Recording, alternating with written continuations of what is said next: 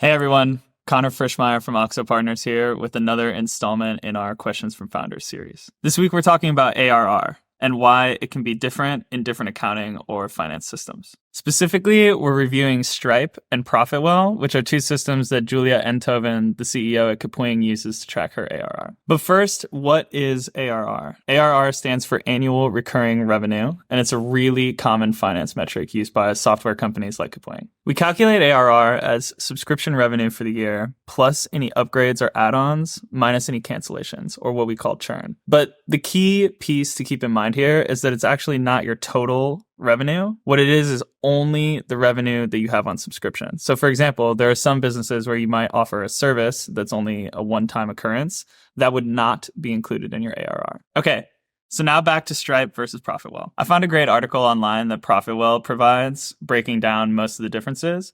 But as I understand it, it basically comes down to timing, the specific data that ProfitWell receives from Stripe, and the different periods on which we can calculate ARR. So when it comes to timing, the main differences are between when ProfitWell and Stripe recognize churn and new signups.